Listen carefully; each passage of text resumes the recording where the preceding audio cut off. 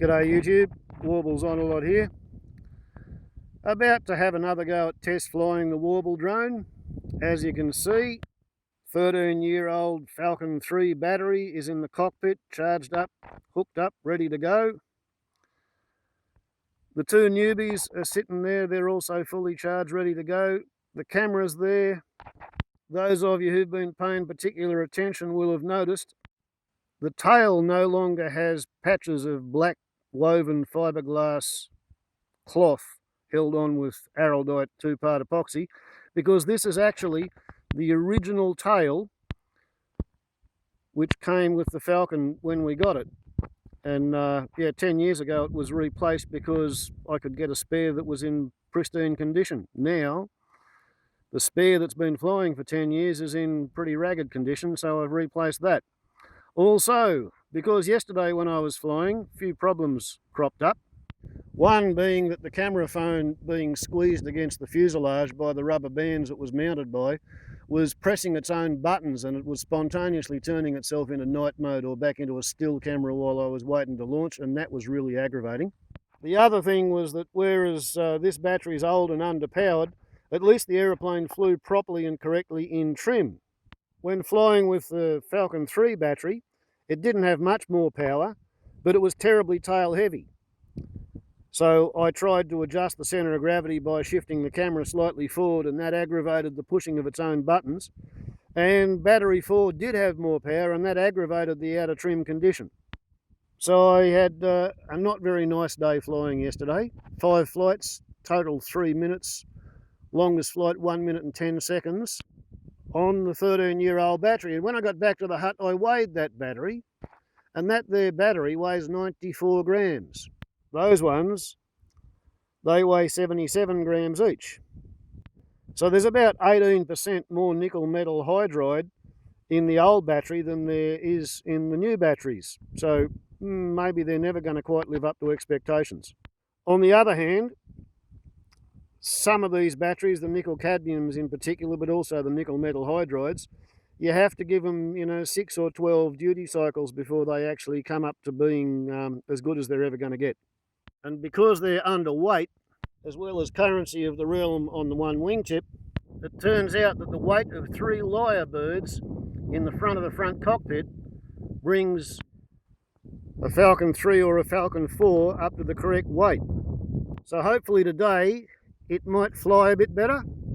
Another change, fairly big one, I've come up with a folded sheet aluminium bracket araldited to the fuselage, which effectively produces a top and bottom gripping rail and a backstop to hang onto the camera, and it holds the buttons clear of the side of the aeroplane. And I fancy it might even be just a little bit lower drag than the rubber bands were, perhaps, maybe. As you can see, it holds the camera more or less securely in place. It's a push-in spring sheet metal press fit. So now, balanced on the correct centre of gravity, it sort of hangs slightly nose down, and it should fly properly, I hope. Okay, started that, stopwatch on. Right, 14th of April. Let's hope this works.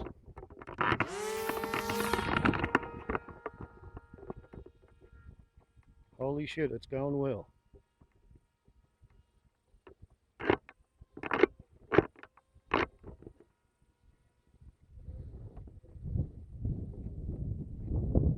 Good God.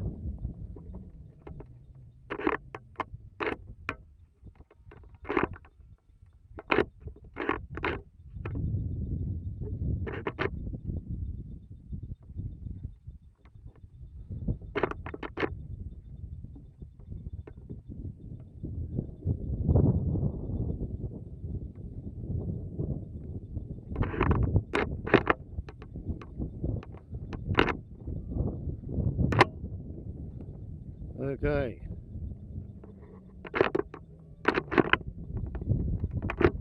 Oh dear. That looked pretty bad actually. It seemed to clap hands overhead just before crashing on a fence.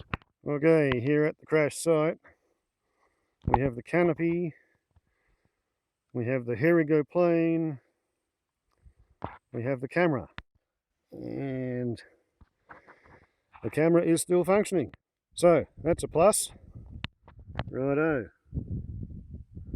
Some damage to the forward fuselage pod, but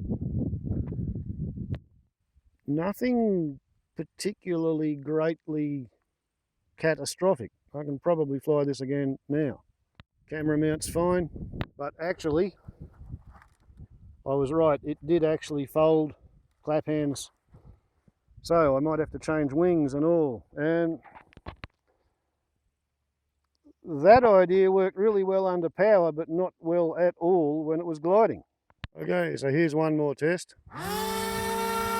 Still got full power. And there's another bit of good news, the canopy still fits. So, ideally, presumably, I will have more later. Warbles on a lot to YouTube. Ciao. Oh, and post-scriptum, as it were. I haven't reviewed the airborne footage yet, but one of the things I was hoping to get a bit of a look at from above is this freshly fallen tree.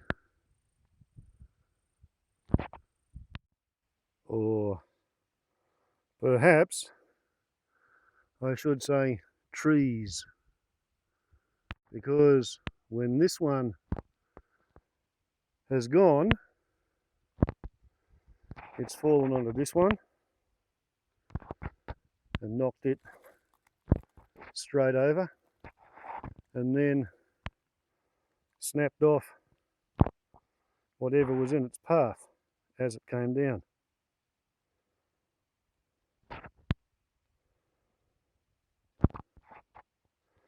And of course, the centre of it's been hollow and rotten for 100 years or more.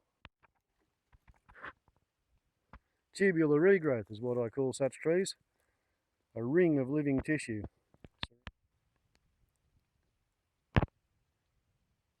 A dead core. And that's just been knocked over.